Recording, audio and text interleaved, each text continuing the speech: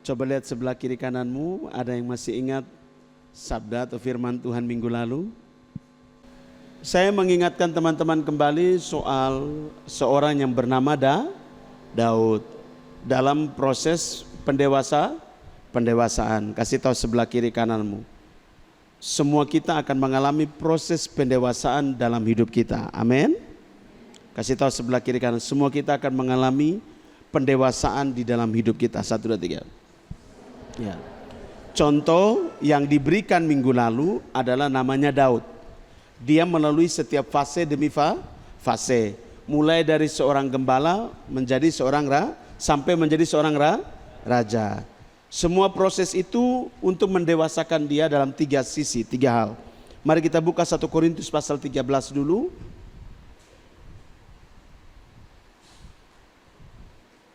Ayat yang ke-13.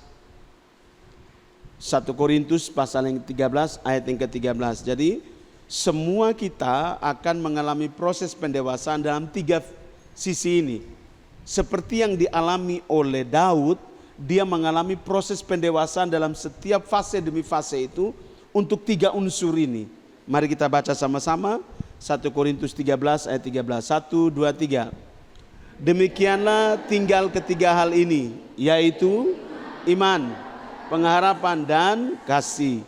Dan yang paling besar ialah ada 3 hal yang akan terus kita hidupi dalam hidup kita selama kita hidup di muka bumi, yaitu iman, pengharapan dan kasih. Setiap fase kehidupan yang kita hadapi dalam hidup kita, teman, itu punya satu muara atau suatu ujung di dalam hidup kita, yaitu pendewasaan di dalam iman, pendewasaan di dalam pengharapan, pendewasaan di dalam kasih. Kasih tahu sebelah kiri kanan. Semua proses hidup di dalam hidup kita itu ujungnya atau muaranya adalah pendewasaan imanmu, pendewasaan pengharapan di dalam Bapa, dan pendewasaan kasih. Kasih tahu sebelah kiri kanan. Proses dalam hidupmu itu untuk mendewasakan kamu dalam imanmu. 1, 2, 3. Dalam apa lagi? Dalam pengharapan. Dalam apa lagi? Dalam kasih. Kasih tahu sebelah kiri kananmu. Jadi kalau hari ini masih diproses, berarti memang sudah harus sampai. Nanti kita akan sampai pada pendewasaan iman, pendewasaan pengharapan, pendewasaan kasih. Yang sekarang masih iman, masih goyang-goyang sedikit, masih punya kekhawatiran, ragu-ragu, masih punya kebimbangan, masih terus akan diproses sampai benar-benar Anda hanya bergantung sama Tuhan. Anda hanya percaya saja kepada Tuhan. Makanya kamu lihat fasenya Daud. Ketika dia ada menjadi seorang gembala, imannya dilatih, pengharapannya dilatih, kasihnya dilatih semua di dalam dia punya proses yang paling awal, yaitu sebagai seorang gembala. Dia punya iman bertumbuh di situ, teman. Karena dia hanya cuma menjaga 2-3 ekor domba, tetapi penghalangnya, tetapi hambatannya, tetapi ancamannya itu singa, itu serigala, itu ular beludak, bahkan sampai kepada beruang. Anda bisa membayangkan dia mengorbankan diri dia untuk bisa menyelamatkan 2-3 ekor domba. Imannya bertumbuh di situ.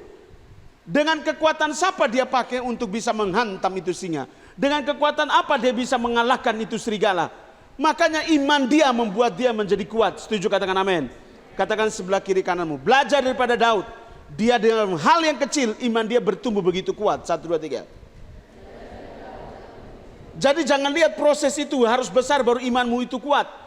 Justru proses-proses yang kecil yang mungkin kau anggap itu sepele, justru itu akan membangkitkan iman di dalam hidup kamu supaya menjadi lebih kuat dan lebih luar biasa. Setuju, katakan amin. Lihat itu Daud, walaupun kecil kakak, walaupun dia punya tanggung jawabnya kecil, tapi ancamannya itu betul-betul membuat imannya harus kuat dan kokoh. Setuju, katakan amin. Amin. Kasih tahu sebelah kiri kananmu, sudah siap dengan hal-hal kecil dalam hidup? Ya, jangan selalu tolak ya ketika diproses dengan hal kecil. Kalau Anda sudah diproses dengan hal besar, berarti memang kapasitas Anda naik. Dari gembala menjadi seorang raja misalnya gitu. Ya toh, tiba-tiba uang hilang 100 juta, tiba-tiba ditipu 550 juta misalnya. Oh, kapasitas sudah naik begitu misalnya. Coba lihat sebelah kiri, oh naik. Entah itu karena kebodohan Anda, entah itu karena Anda punya kelalaian, entah itu Anda karena ditipu, sudah bisa. Anda punya iman sudah mulai agak sedikit naik. Coba lihat sebelah kiri kanan. Jadi kalau masih kecil-kecil setia dulu. Jangan mimpi yang besar, nanti sudah kuat. 1, 2, 3. Ya, bisa nangkap ya? Mari kita baca ini dulu. Yang Kafik tulis, 1, 2, 3. Perjalanan Daud dari seorang gembala hingga menjadi raja adalah sebuah contoh luar biasa bagaimana iman, kasih, dan pengharapan itu bertumbuh melalui proses yang Tuhan izinkan. Kehidupan Daud penuh dengan tantangan, ujian, yang menunjukkan bagaimana seorang, baca dulu di bagian itu. Daud penuh dengan kehidupan Daud. 1, 2, 3. Kehidupan Daud itu penuh tantangan yang menunjukkan bagaimana seseorang itu bisa bertumbuh secara rohani dan dalam rencana Tuhan. Jadi Anda bisa lihat Daud ini betul-betul dia punya posisi itu sebagai seorang yang komplit. Karena dia melalui berbagai macam fase, Kak. Mulai dari yang paling kecil sampai fase yang paling besar sebagai seorang raja dengan tanggung jawab satu bangsa yang besar, menaklukkan bangsa-bangsa. Jadi Daud ini kaisar, raja di atas segala raja.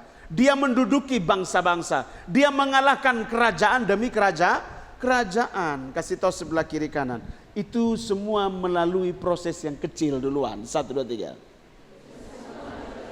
Ya, melalui satu tanggung jawab yang kecil terlebih dahulu. Kamu jangan berpikir prosesnya kecil, tanggung jawabnya kecil, itu bukan tidak memiliki ancaman yang besar. Semakin kecil tantangan yang kamu terima, sebenarnya ancamannya lebih besar daripada tantangan yang besar yang kamu terima. Karena di hal-hal yang kecil itu kita selalu anggap remeh, selalu kita anggap itu seperti biasa saja. Kasih tahu sebelah kiri kanan, jangan sampai kerikil yang kecil itu yang membuat engkau tuh tertabrak sampai lu punya semua tubuh rontok. Gara-gara kerikil yang pasir yang halus selalu membuat orang kasih tahu sebelah kiri kanan, bukan batu yang besar, tapi pasir yang halus. 1, 2, 3. Ya. Batu yang besar lu langsung tahu, langsung menghindar. Tapi kalau pasir yang kecil selalu anggap remeh. Pasir saya juga. Kamu lihat, hujan yang kecil rintik-rintik lebih licin atau hujan yang besar? Mana yang lebih berbahaya? Hujan rintik-rintik atau hujan yang besar? Kasih tahu sebelah kiri kanan, jangan anggap proses yang kecil itu tidak punya ancaman yang besar. Justru proses yang kecil punya ancaman lebih besar. 1, 2, 3. Nah, teman-teman, Daud itu menyadari itu. Makanya dia mempersiapkan dia pun diri dengan hal kecil itu betul-betul maksimal. Makanya kemaksimalan dia itu ditunjukkan dengan apa? Dia mampu mengalahkan singa. Dia mampu mengalahkan serigala. Dia mampu mengalahkan semua ancaman sedemikian rupa, kakak. Makanya bagaimana dia mempersiapkan dia pun diri secara total. Itu yang saya bilang sama kamu dari awal tadi. Imannya dia begitu luar biasa, Kak. Terbentuk ketika dia menghadapi ancaman. Kasih tahu sebelah kiri kanan. Kamu perlu ancaman untuk membentuk iman kamu. 1, 2, 3. Ya, jadi ketika orang bilang gini, kamu sesat. Ketika orang bilang kamu, susah deh betul ini. Nah, itu artinya mulai ada ancaman-ancaman, mulai ada himpitan-himpitan, mulai ada hambatan demi hambatan, mulai ada halangan demi halangan yang menghambat pelayanan Anda, menghambat Anda punya pertumbuhan. Disitulah Anda mulai terbentuk iman kamu. Mari kita lihat terus, Kak. 2, 3. Pendewasaan iman, percaya pada Tuhan dalam segala. Ya. Jadi orang yang dewasa dalam iman, dia sudah sampai di titik di mana segala sesuatu, segala keadaan, dia hanya percaya sama Tuhan. Kasih tahu sebelah kiri kananmu, sudahkah engkau percaya sama Tuhan Yesusmu dalam segala keadaan hidupmu? 1, 2, 3. Atau masih andalkan orang lain? Atau masih andalkan diri sendiri? Atau masih merasa bahwa saya bisa sendiri tanpa orang lain, saya bisa sendiri tanpa Tuhan. Kadang-kadang tanpa ketong sadar, ketong selalu memakai ketong pun kekuatan ini dan merasa bahwa ketong bisa menyelesaikan masalah ini tanpa siapapun termasuk Tuhan. Ketong hanya cuma basa-basi di ketong pun mulut bilang begini, terima kasih Tuhan. Padahal di dalam hati dan pikiran, betana, kok saya subiasa, pasti bisa begini, pasti bisa begitu. Kasih tahu sebelah kiri kananmu, hati-hati dengan hati dan pikiran kamu. 1, 2, 3. Oke, senangkap ya? Lihat baca, sejak masa mudanya Daud sudah menunjukkan iman yang teguh kepada Tuhan. Sebagai gembala, Daud menghadapi singa dan yang menyerang domba-dombanya. 1 Samuel 17 ayat 34 sampai 37. Pulang baru baca. Minggu lalu beta suruh baca toh. Ada yang sudah baca kok belum? Coba lihat sebelah kiri kanan, munafik. Sudah tahu bacaan. Coba kasih tahu sebelah kiri kanan. Makanya andai kau iman tidak bertumbuh ini baca Alkitab saja. Senin, kasih tahu sebelah kiri kanan. Kalau puasa Senin Kamis masih mendingan. Ini puasa Senin Kamis ini betul-betul tidak baca. Coba lihat sebelah kiri kanan. Bertobatlah kamu. Kuat. Lagi. Sambil omong diri kamu, jangan omong orang lain. Kau hanya lihat selumbar di mata orang tapi balok di matamu kau tidak lihat. Kau yang tidak pemalas, paling pemalas itu kau yang ngomong di orang. Ayo bilang sama dirimu, bertobatlah kamu. Lagi. Lagi. Mau diberkati, mau umur panjang, mau pokoknya semua Tuhan sediakan. Kasih tahu sebelah kiri kanan. Baca Alkitab saja lu pemalas, lu mimpi. Harus bertobat sungguh-sungguh. Pulang baca ini 1 Samuel 17 ayat 34 sampai 37 kakak. Daud menghadapi singa dan beruang itu yang menyerang dombanya itu betul-betul imannya teruji. Dia percaya bahwa Tuhan yang menyertainya dalam hal kecil sampai pada hal yang besar. Jadi kamu lihat dari tadi Kak Victor ngomong, seorang Daud itu mulai setia dari perkara yang apa kakak? Kecil kakak. Dan imannya bertumbuh bahwa Tuhanlah yang menyertai dia, Tuhanlah yang akan mendampingi dia, Tuhanlah yang akan menyertai dia. Walaupun dalam satu perkara yang kecil, tetap Tuhan yang menyertai dia. Itu luar biasanya Daud. Kadang-kadang kotong ini mau satu hal yang besar baru kotong bilang Tuhan engkau yang menyertai kami. Tapi hal yang kecil kotong selalu tidak mengandalkan Tuhan tanpa kotong sadar.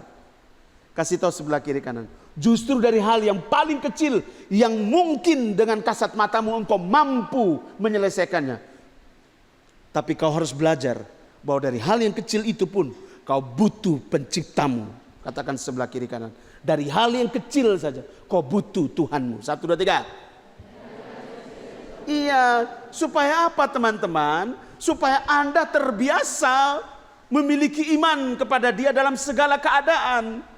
Bukan harus hal yang besar dulu baru lu cari Tuhan. Tetapi dari perkara yang kecil, berlahan-lahan terus kecil, menengah sampai besar teman-teman. Anda sudah terbiasa dengan satu pemahaman, satu pikiran bahwa saya butuh Tuhan. Dan saya tahu Tuhan menyertai saya dari hal yang kecil sampai dengan hal yang besar teman. Daud, Anda bisa lihat Daud. Dia bukan jadi raja dulu baru dia andalkan Tuhan. Tapi dia percaya kepada Tuhan dan mengandalkan Tuhan itu dari dia masih muda, dari dia masih kecil, dari dia dipercayakan hanya 2-3 ekor domba, dari dia menghadapi hanya serigala dan seekor singa. Dia sudah percaya Tuhan. Kasih tahu dalam dirimu, jangan tunggu masalah besar baru ketong cari Tuhan. Dari masalah yang kecil-kecil, ketong sudah belajar bergantung dan percaya sama Tuhan. Setuju katakan amin. Jadi kayak ketong kuliah dari Papua, beasiswa belum masuk, beras habis. Kemudian uang orang tua belum kirim uang. Bagaimana Anda punya respon imanmu? Anda mulai mengeluh dan semua orang, mulai telepon semua orang, tolong saya saya semua mati di kos ini. Saya belum bayar ini, tolong saya. Coba lihat sebelah kiri kananmu, bertobat. Ya toh, tidak ada orang yang datang beli gorengan stres. Karena hipnotis lebih stres. Ya. Tidak ada orang yang datang gunting rambut 2-3 hari stres. Buat apa stres? 1 tahun jual rumah tidak ada yang beli. Terlalu mahal. Waduh, bos marah-marah. Coba lihat sebelah kiri kanan. Itu kecil. Makanya belajar sertakan Tuhan dalam perkara yang kecil.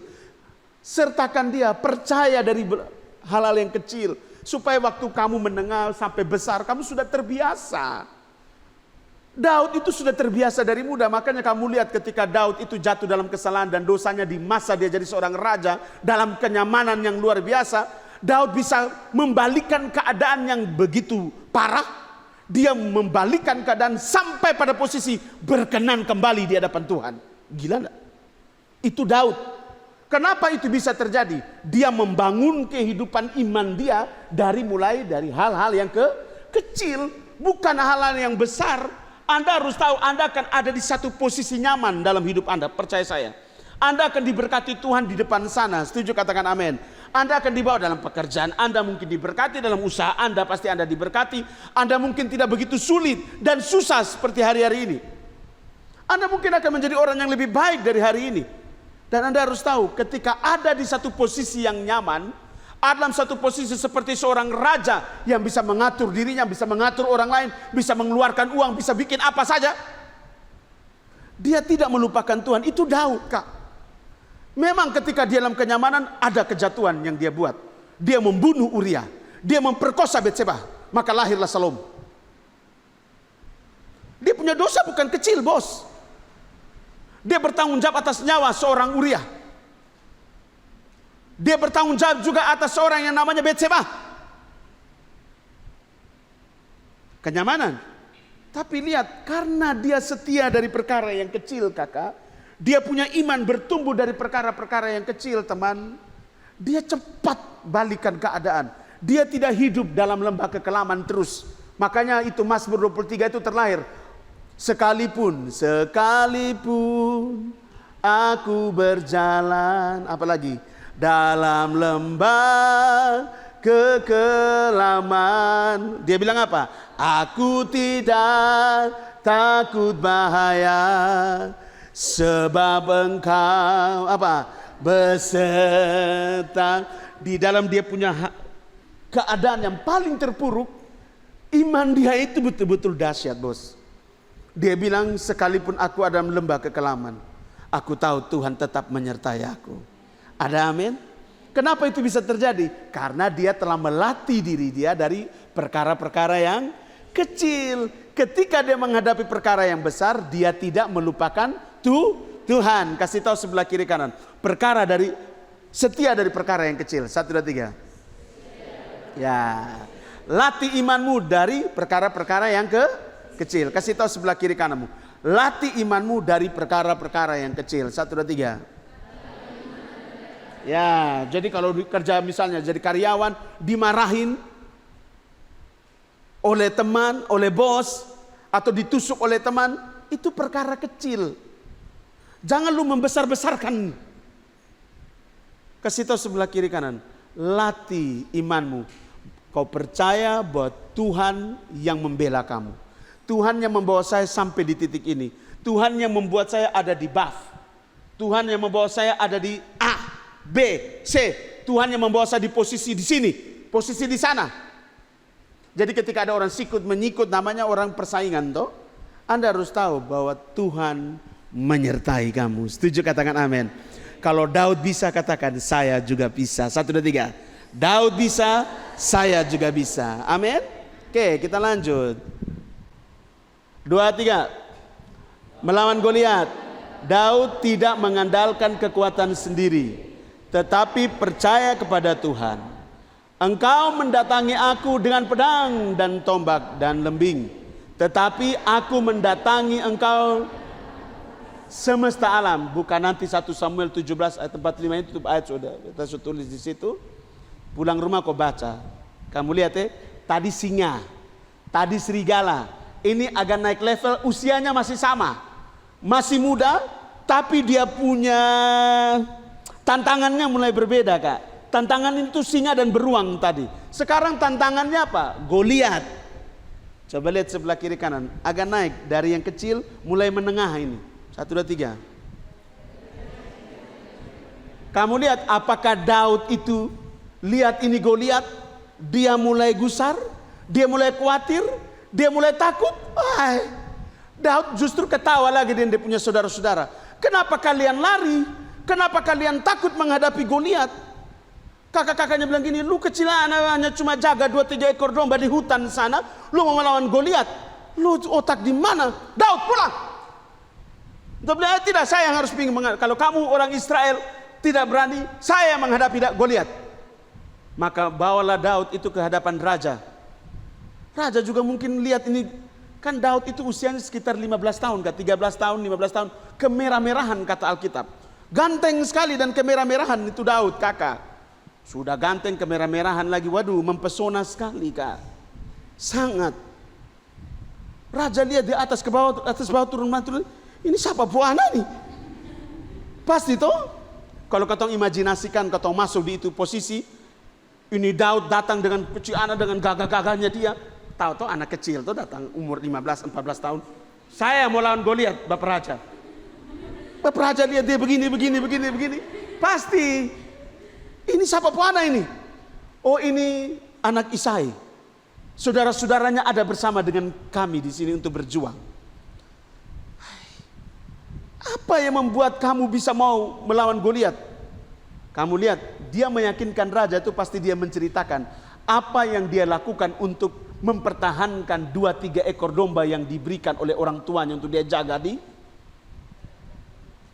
Kamu lihat, saya menghadapi singa, saya robek singa pemulut. Saya menghadapi beruang, saya kasih mati beruang. Ini raja bilang, ini beruang dan singa. Lu kecil anak begini lu bisa lawan singa dan beruang. Pasti kan? Tapi karena desakan dari Daud bilang, saya menghadapi. Raja bilang, silakan. Daud menghadapi, Goliat lagi yang pusing dengan Daud. Saya begini besar, baru kamu hanya cuma Israel yang begitu luar biasa, datang menghadapi saya, seorang anak kecil. Makanya Goliat itu mengejek. Sebelum ayat ini kan Goliat ejek. Aduh Israel. Pasti kan begitu. Besong ini lucu sekali. Makanya Daud balas, kau mendatangi aku dengan pedang dan tombak dan lembing, tapi aku datang di dalam nama Tuhan semesta alam. Lihat Daud, kenapa dia berani ngomong gitu? Dia terlatih dengan singa dan beruang, kakak. Dia terlatih, dia punya iman dari perkara kecil. Dia tidak takut nih Goliat mau begitu besar. Jadi dia bilang ini, beta datang dalam nama Tuhan semesta alam. Beta datang pakai nama Tuhan. Lu datang pakai pedang, lu datang pakai lembing, lu datang pakai tombak. Beta datang pakai nama Tuhan. Maju. Itu Daud gila, bos. Gue lihat pikir dia macam-macam, dia lelucon gitu. Ada kayak stand up comedy di situ kah? Gue lihat ketawa. Daud ada sudah siap senjata juga. Kamu pikir dia bikin apa? Dia hanya pukul lempar-lempar biasa, enggak kak? Dia pakai nama Tuhan, kakak. Di dalam nama Tuhan semesta alam. Pop! Karena di sini semua kan retak, di otak kepala semua itu kan retak semua, pecah bos. Jatuh kosonde. Anda bisa lihat perbedaannya ketika seseorang itu melatih dia pun diri dari perkara kecil untuk imannya itu terus bertumbuh dengan baik.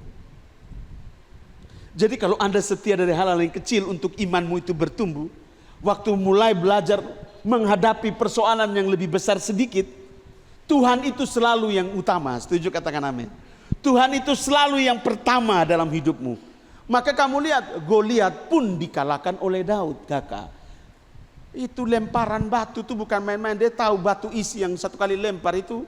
Besok pernah cerita orang Amfuang kalau lempar kelapa atau kakak. Atau kalau kamu tidak percaya, pergi di Amanatun, pergi di timur paling pedalaman, kakak. Dong akan cari batu yang betul-betul berisi, baru dong lempar ini kelapa nih. Kita mau makan kelapa muda lu di hutan di dalam kampung di mana itu di timur sini. Kakak pendeta tunggu di situ, agak jauh sedikit. Buat kakak di situ saja. Baru dia mulai ukur nih. Dia ukur, dia pun tangan dan dia pun batu itu disukur. Satu kali dia lempar itu, kakak. Itu satu tangkai kelapa itu turun semua. Jangan main-main kakek, ini Timor Pak. Ya tuh. Turunan Daud semua di sini. Daud mengalahkan pakai batu toh. Lemparan ini hanya di sini Timor, saya lempar pakai batu nih. Semua hal yang di atas langit itu lempar pakai batu. Jadi kamu harus bisa lihat baik-baik. Ini turunan Daud semua di sini. Kasih tahu sebelah kiri kan, hati-hati kamu. Kamu dilempar dengan batu semua kamu, ya. Jadi teman-teman lihat, dari singa dan beruang naik Goliat. Apakah Daud masih mengandalkan dia sendiri? Stabil tidak imannya Daud? Stabil sekali ya, luar biasa teman-teman. Jadi imannya dia tuh bertumbuh dengan hal-hal yang kecil, hal-hal yang sedang, sampai nanti hal-hal yang besar, imannya juga terus bertumbuh dengan baik. Jadi bukti pendewasaan iman seseorang itu teman-teman, adalah ketika dia menghadapi masalah, ketika dia menghadapi persoalan, apa dan siapa yang dia andalkan pertama kali. Kalau Tuhan yang dia hubungi pertama, berarti pendewasaan itu sedang terjadi dan terus berkembang dalam diri dia.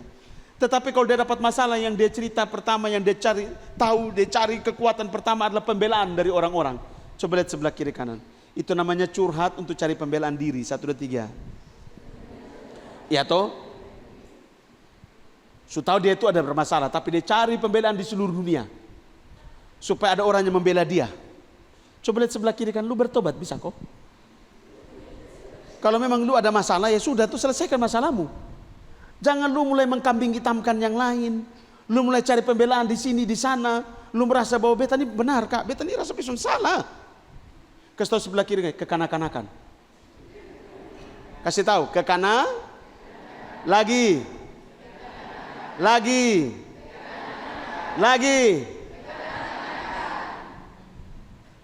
Mau dewasa atau tetap kekanak-kanakan teman?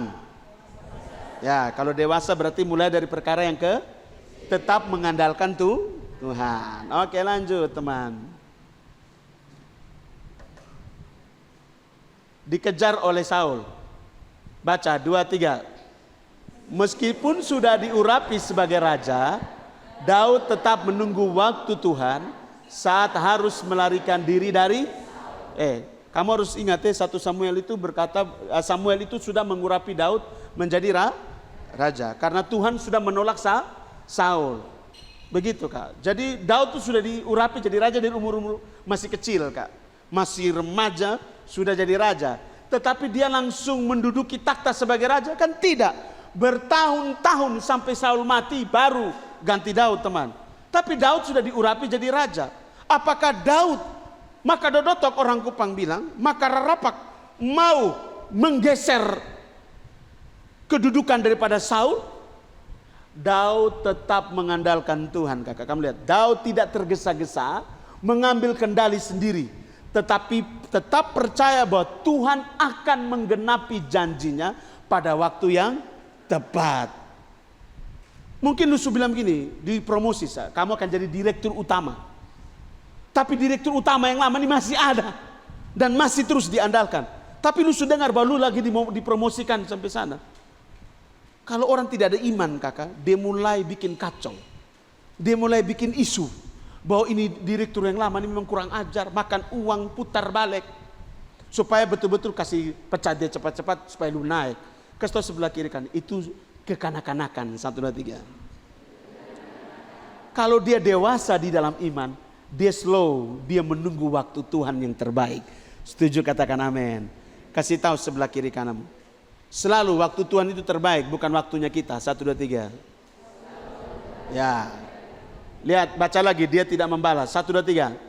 Dia tidak membalas. Karena apa? Yang akan apa?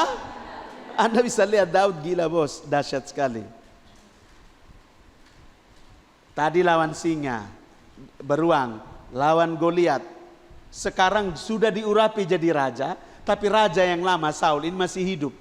Dan dia tidak langsung duduk di takhta sebagai raja. Dia menunggu waktu Tuhan karena dia percaya waktu Tuhan yang terbaik.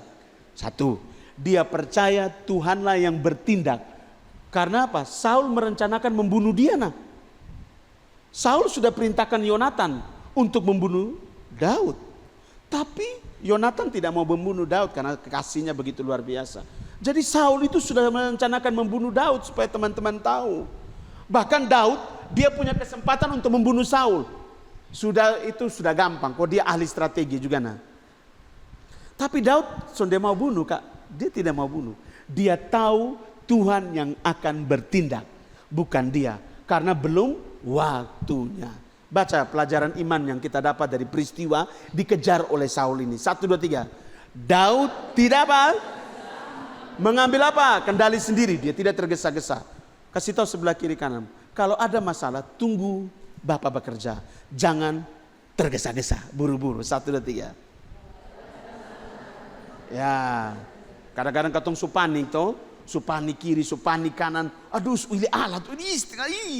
Coba lihat sebelah kiri kanan. Jadi ili Allah. Tahu ili Allah kok? Ili Allah itu kan bahasa Flores, bahasa Ende. Ili Allah itu artinya ini. Orang bilang apa di sini? Makara rapak begitu. Kangaranga tuh. Susun dia bisa-bisa lah. Harus katong harus selesai sudah. Hei, sabar, santai sah. Nikmati ini proses dan tunggu waktu Tuhan. Tuhan kisah jawab-jawab. Kasih sebelah kiri kan. Memang lu otak son jalan itu. 1, 2, 3. Kalau memang sampai ini hari Tuhan belum jawab, memang berarti Tuhan masih mau memproses hidupmu. Kalau hari itu sampai waktu itu Daud belum sampai menduduki takhta raja menggantikan Saul. Karena memang Tuhan masih memproses Daud untuk tetap bergantung sama Tuhan. Setuju katakan amin. Daud saja bisa kok. Daud itu sudah diurapi, sudah dipilih jadi raja. Sudah sah. Tapi Daud tidak makan dedotok, tidak makan rarapak. Tidak buru-buru, tidak tergesa-gesa. Karena dia percaya Tuhan akan menggenapinya indah pada. Kasih tahu sebelah kiri kanan. Jangan buru-buru. Semua indah pada waktunya. 1, 2, 3. Amin. Ya, proses terus ya. Lagi kakak, mari kita lanjut. Yang kedua, pendewasaan kasih. Mengasihi dan baca. Pendewasaan kasih itu mengasihi dan mengampuni musuhmu. 1, 2, 3. Ada yang punya musuh di sini? Hah? Ada. Ada orang yang paling tidak Anda sukai dalam hidup. Ada keseng? Kamu anak Tuhan semua, terima kasih ya. Berarti kamu ini membentuk hati tulus, hati bersih, tidak ada kenajisan, tidak ada, semua bersih sekali ya. Coba lihat sebelah kiri kan, munafik dong. Tidak ada orang yang benci, kamu tidak benci orang kah, kamu tidak dendam kah, kamu luar biasa. Ayo tepuk tangan dulu buat Tuhan Yesus, luar biasa sekali. Tadi pendewasaan iman itu prosesnya panjang. Kamu bisa lihat semuanya step by step, tidak langsung. Amin. Bahkan sudah diurapi jadi raja pun juga dia tidak terburu-buru. Jadi kadang-kadang ketong sudah ada dalam ini kayaknya semua dapat ini, santai saja. Kadang-kadang ketong merasa bahwa ini 7 juta ini sudah besar, padahal Tuhan mau kasih lu 21 juta. Kasih tahu sebelah kiri kanan, mau yang 7 juta atau 21 juta? Mau yang mana? 7 juta hari ini langsung. 21 juta 1 bulan kemudian. Mana?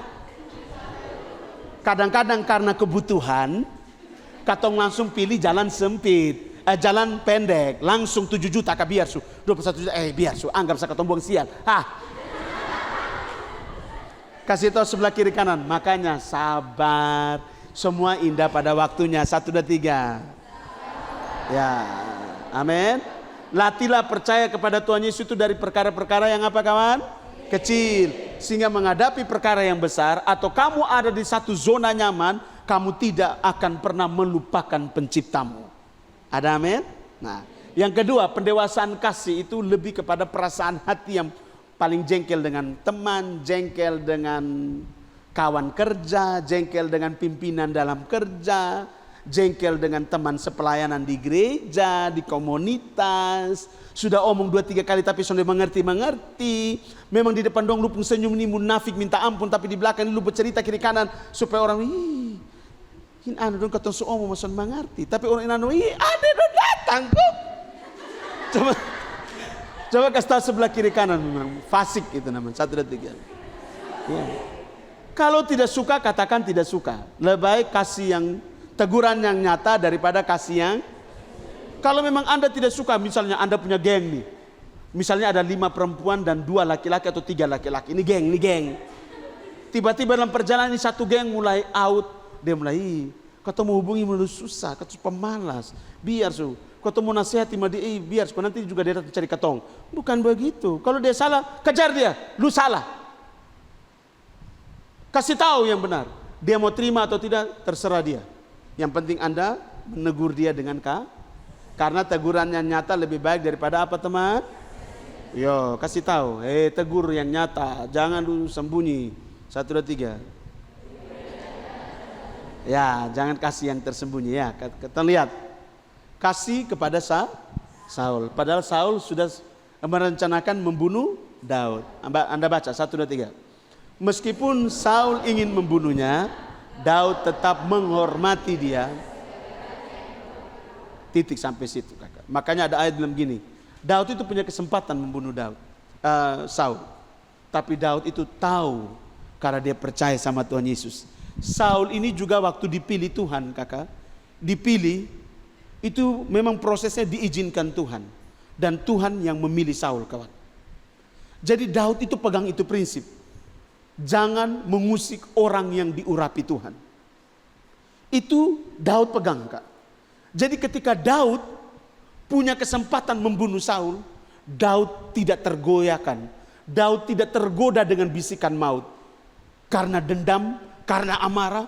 Saya sudah diurapi jadi raja, tapi lu masih nongol di situ jadi raja terus. Saya sudah dipilih menjadi raja, tapi lu masih ada di situ. Lu masih memerintah.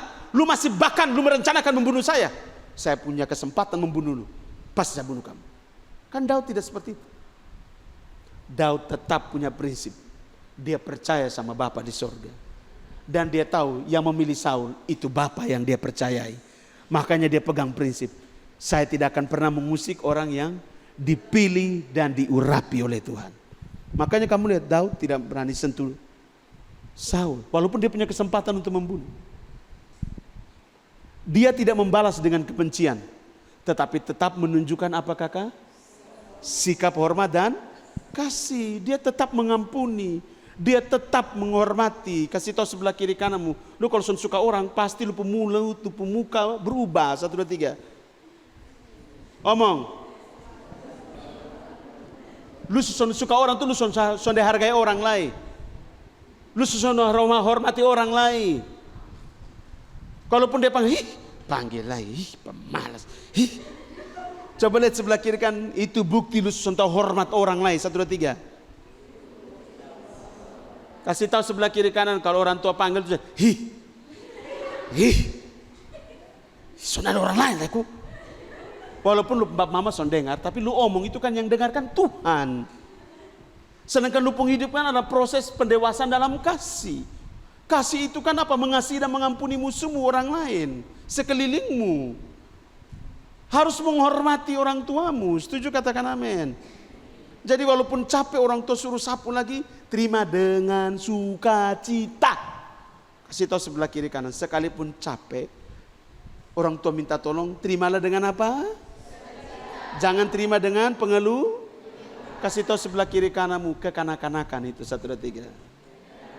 Iya, sedikit. Kasih tahu sebelah kiri kananmu, ayo dewasa dalam kasih. 1, 2, 3. Amin.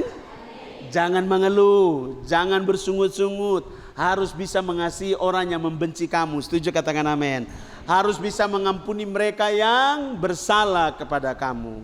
Kan Alkitab bilang apa? Doa Bapa kami bilang apa? Dan ampunilah kami seperti kami juga mengampuni orang yang. Kemudian di ayat yang berikut dibilang apa? Jikalau kamu belum mengampuni saudaramu atau orang lain, maka Bapamu di sorga juga tidak akan mengampuni kamu. Jadi kalau kamu mendendam, rugi itu di kamu. Kasih tahu sebelah kiri kanan, membenci, mendendam, tidak mau mengampuni, ruginya itu di saya. 1, 2, 3. Iya, karena apa? Kamu berhadapannya dengan Bapa yang mengampuni. Coba kita baca dulu Matius 6 ayat yang ke-14 sampai 15, saudara. Oke, 2, 3. Karena jikalau kamu mengampuni kesalahan orang, Bapamu yang di surga akan, ini kata Alkitab ini. Ayat 15, 2, 3. Tetapi jikalau kamu tidak mengampuni orang, siapa yang ngomong ini? Tuhan Yesus. Yang punya hak untuk mengampuni dan tidak mengampuni itu Dia ini. Sekarang syaratnya kamu bisa menerima pengampunan, kamu harus mengampuni orang. Nah, itu proses pendewasaan di dalam kasih. Setuju, katakan amin. Jadi semakin kamu bisa mengampuni orang yang menyakiti kamu, kamu sudah mulai dewasa. Tapi semakin kamu menerima orang yang menyakiti kamu dengan mengeluh, dengan baiu, dengan tersinggung, dengan dendam, dengan jengkel, dengan sonemotogor, dia lewat sedikit lu pemuluh mereka. Ya, coba lihat sebelah kiri kananmu, kekanak-kanakan. 1, 2, 3. Iya. Bisa nangkap sampai di sini? Sudah siap proses pendewasaan dalam kasih? Sudah siap mengampuni orang yang menyakiti Anda?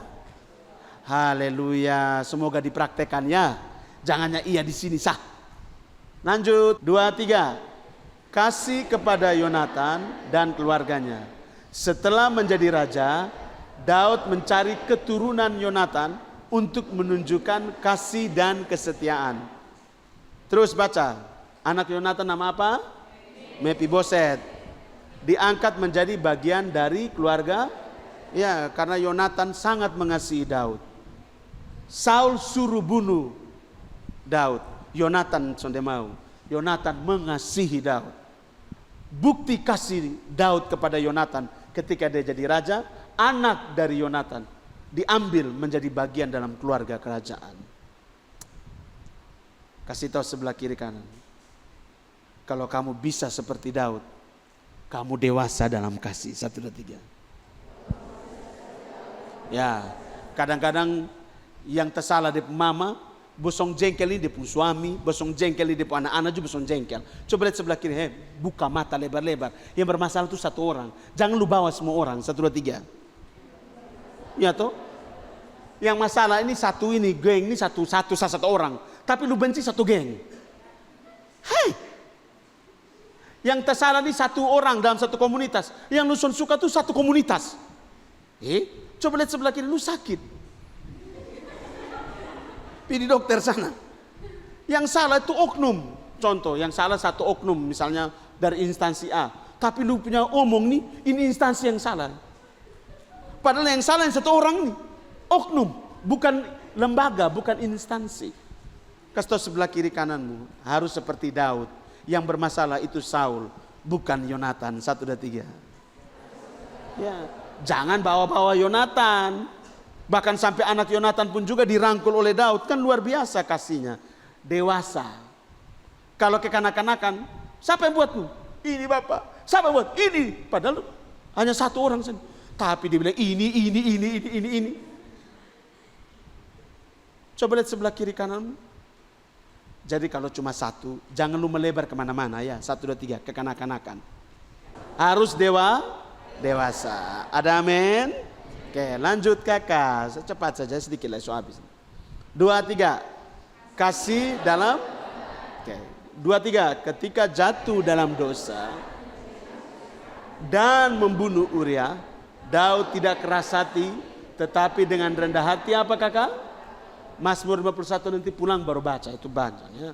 Jadi pulang baru baca bagaimana keluh kesahnya Daud dan dia bangkit dari dia punya kelemahan itu. Jadi Anda bisa lihat ketika jatuh dalam dosa, di mana dia tidur dengan Betseba. Betseba ini istrinya Uria. Untuk bisa mendapatkan Betseba, dia taruh Uria itu dalam peperangan yang paling sengit. Dan Uria ditempatkan di tempat yang paling terdepan yang sudah pasti mati. Jadi cara bunuhnya Uria dari Daud itu kakak, yaitu dia menempatkan Uria di tempat yang paling sengit. Jadi peperangan yang sudah pasti ini mati di paling depan lagi. Jadi su gampang-gampang, su mati itu pasti. Dia gampang dapat Betseba itu nafsu birahi kayak apa. Tapi lihat, Daud penuh dengan kasih kepada Tuhan dan dia dewasa. Makanya saya bilang, imannya bertumbuh dari hal-hal yang kecil kakak. Sampai dia menjadi raja dalam zona yang paling nyaman. Dia tidak pernah meninggalkan penciptanya. Setuju, katakan amin. Dia tetap mengandalkan Tuhan. Lihat kata di sini dia bilang apa? Dia tetap rendah hati. Dia mau mengakui dia punya kesalahan. Dia berkabung, kan dia berkabung. Dia menanggalkan jubah rajanya. Dia mengambil kain kabung. Dia duduk di Abu Ra'o. Kalau orang Israel itu berkabung itu duduk di Abu Ra'o. Ambil Abu Ra'o taruh di atas kepala. Berpuasa di situ, meratap di situ teman. Memohon pengampunan kakak. Kenapa di situ kakak? Jadi pertama dia menunjukkan kasih dia kepada Yonatan sesama dia. Kemudian kasih itu tidak cukup hanya kepada sesama, tapi dia membuktikan kasih dia kepada Bapa dengan dia mau berbalik meninggalkan kelemahannya dia, kesalahannya dia, dosa-dosanya dia. Dia mengakui semua kesalahannya dia. Dia ada di posisi yang Bapa inginkan kakak. Kakak, ingat ini baik. Bukan masalah apa, dosa apa yang lu buat, yang Bapa itu sampai mau pukul kamu. Kalau dia mau murkai kita kakak, semua kita ini sudah habis kak. Siapa yang berbuat dosa langsung mati pasti. Tetapi kenapa dia masih memberi kesempatan buat kamu dan saya, walaupun sudah jatuh dalam kesalahan, kamu masih diberi kesempatan untuk hidup. Supaya apa coba? Supaya apa? Diberi kesempatan melatih diri kamu untuk memiliki kasih yang tulus kepada Bapa. Bapa tidak langsung menghukum orang karena Bapa masih beri kesempatan buat kamu untuk berubah kakak. Kamu dari pihak kamu ngapain? Buktikan bahwa kamu mengasihi dia. Dengan cara apa? Meninggalkan itu semua kak. Jadi Daud itu kasih ajar sengketong. Lu mau jatuh separah apapun juga, Tuhan tidak langsung fokusan lu di situ. Tapi dia kasih lu kesempatan. Ayo berubah. Dia panjang sabar. Dia mengasihi ketong. Lu buktikan lu pun kasih sama dia. Daud jadi nak kakak. Bunuh Uria. Tidur dengan Betseba.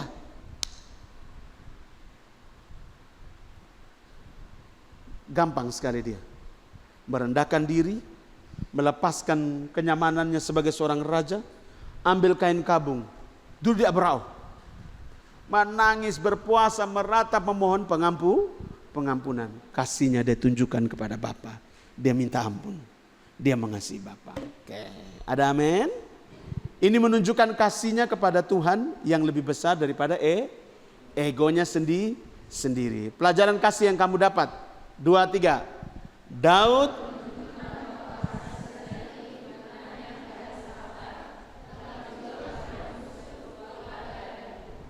amin. Jadi kalau kamu disebut dewasa di dalam kasih, kamu bukan hanya sekedar mengasihi sahabat, tetapi kamu juga mengasihi musuhmu, bahkan keluarga musuhmu, dan sampai kamu mengasihi penciptamu dengan segenap hati. Setuju, katakan amin. Kasih tahu sebelah kiri kananmu, ayo terus berjuang sampai kau dewasa dalam kasih. 1, 2, 3. Ya, dewasa dalam kasih bukan hanya sekedar mengasihi sahabat, tapi harus mengasihi siapamu, bahkan keluargamu, dan juga mengasihi penciptamu dengan segenap hatimu, segenap jiwa dan akal budimu. Yang terakhir, 2, 3. Pendewasaan dalam pengharapan. Baca dia punya itu. Artinya apa? Menunggu waktu Tuhan dengan kasih tahu sebelah kiri kananmu. Berpengharapan di dalam Bapa artinya engkau harus sanggup menunggu waktu Tuhan dengan setia. Berharap kepada Bapa artinya menunggu waktu Tuhan dengan setia. 1, 2, 3. Ya. Jadi jangan, saya agak sedikit tidak setuju orang bilang gini, oh iman adalah dasar dari segala sesuatu yang kita harapkan. Yang kita harapkan itu seperti masa depan kita, seperti cita-cita kita, harapan kita supaya kita punya mobil, kita punya pekerjaan. Di dalam Tuhan itu bukan, bos. Pengharapan kita tuh di dalam Tuhan Yesus. Setuju, katakan amin. Harapan kita hanya kepada Tuhan Yesus. Tidak kita punya cita-cita itu harap. Itu lain, bos. Kalau ketong su belajar tentang Bapa di sorga, berarti pengharapan kita hanya kepada siapa? Tuhan. Tuhanlah yang menyediakan kita masa depan. Maka dia bilang apa? Masa depanmu adalah masa depan yang penuh dengan damai sejahtera dan sukacita. Setuju? Katakan amin. Jadi jangan pernah takut, berharap saja kepada Tuhan. Karena Dia yang menyediakan segala sesuatu sesuai dengan apa yang kita butuhkan. Ada amin? Bukan sesuai dengan apa yang kau inginkan. Kasih tahu sebelah kiri kanan, hati-hati, kebutuhan dan keinginan beda-beda tipis. 1, 2, 3. Diskon 75%. Kebutuhan atau keinginan? Hati-hati, oh. Hati-hati, kasih tahu sebelah kiri kanan. Hati-hati. Oke, mari kita baca ini 2, 3. Pengharapan Daud diuji dalam berbagai situasi. Pertama, diurapi tetapi belum menjadi, ya, sudah diurapi jadi raja tapi belum jadi raja secara fisik, secara full nih belum. Baca 2, 3. Daud sudah diurapi oleh Samuel, tetapi harus menunggu bertahun-tahun sebelum benar-benar menjadi. Dia tidak merebut takhta dengan paksa, tetapi coba lihat sebelah kiri kanan. Santai bro and sis. Semua indah pada waktunya. 1, 2, 3. Ya. Jadi orang yang punya pengharapan hanya kepada Tuhan Yesus itu sabarnya minta ampun. Dia sudah tahu ini pemilik nih, tapi di pemilik itu masih di orang lain. Ya sabar, nanti orang lain kasih toh. Tapi lu main SMS deh, sudah kok? Sudah kok? Kenapa belum datang nih? Sudah kok? Sudah kok? Kasih tahu sebelah kiri kanan, santai sah. Sama kayak lu pesan ini GoFood nih, atau GrabFood nih. Belum sampai-sampai, susah sampai mana nih? Nah, makan sah. Kasih tahu sebelah kiri kanan, aduh, berat. Kasih tahu sebelah kiri, berat. Ini makan sampai susu pusing nih.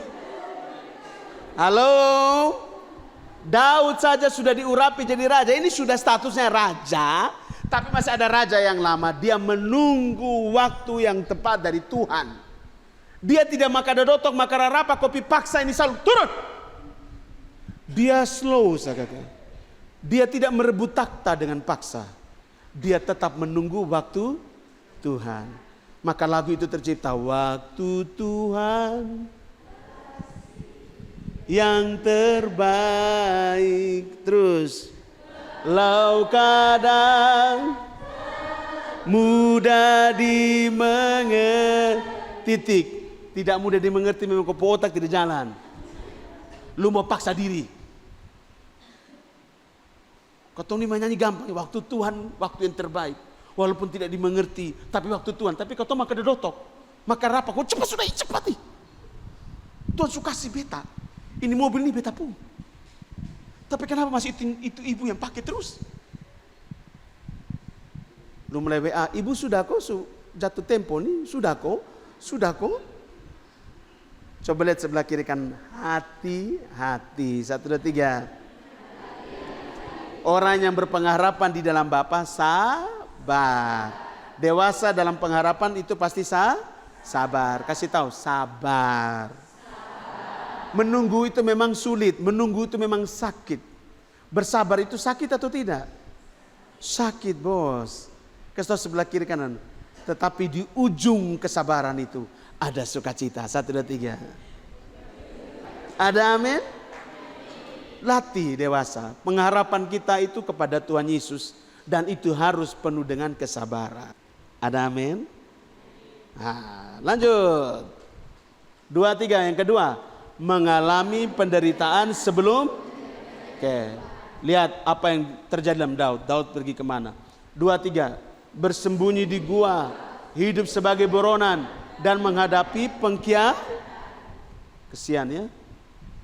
Tetapi dalam semua itu kawan, dia tetap memuji Tuhan dan bersandar kepada Tuhan. Makanya tercipta Mazmur 34 ayat 2-9. Kasih tahu sebelah kiri kananmu. Ketika kamu disakiti, masih memuji? Atau lu mengeluh? Atau lu cari pembelaan? Ketika ada pengkhianatan terjadi dalam dirimu, lu masih memuji Tuhan? Lu masih bilang begini, terima kasih Tuhan buat pengkhianatan ini. Terima kasih Tuhan buat semua ini. Biar beta disakiti Tuhan. Ada? Atau lu mau mencari pembelaan. Kawan di mana? Beta mau cerita nih, bisa kok. Oh, datang sah. Cek.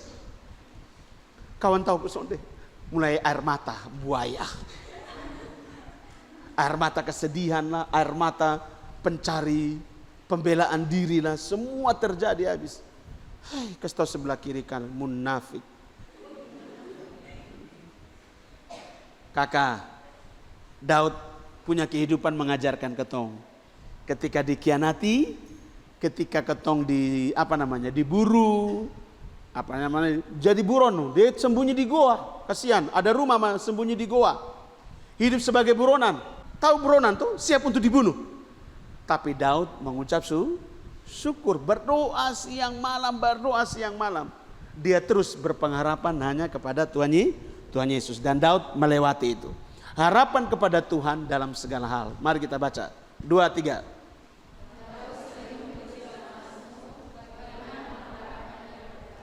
Terus Kak. 2-3. Hanya pada Allah saja kiranya aku tenang, sebab daripadanya lah harapanku.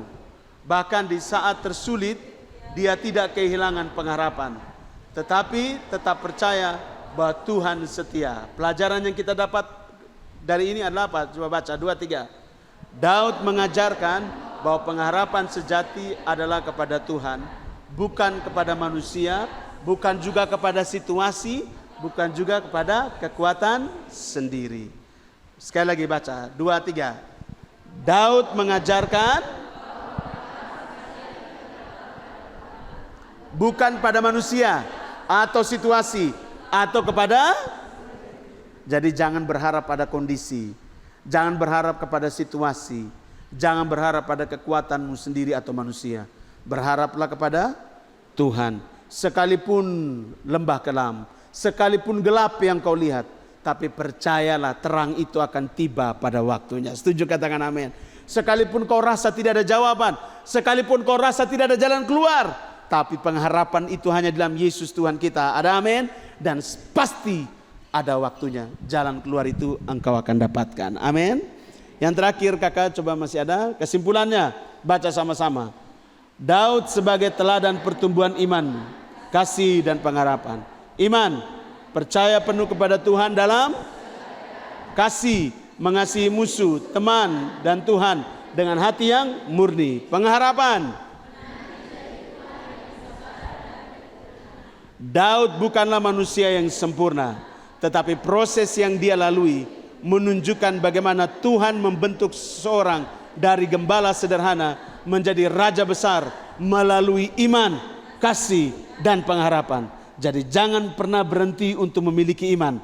Jangan pernah berhenti untuk berharap kepada Tuhan Yesus. Dan jangan pernah untuk kamu tidak memiliki kasih yang tulus kepada Tuhanmu dan kepada sesamamu. Tuhan Yesus mengasihimu. Mari kita tundukkan kepala.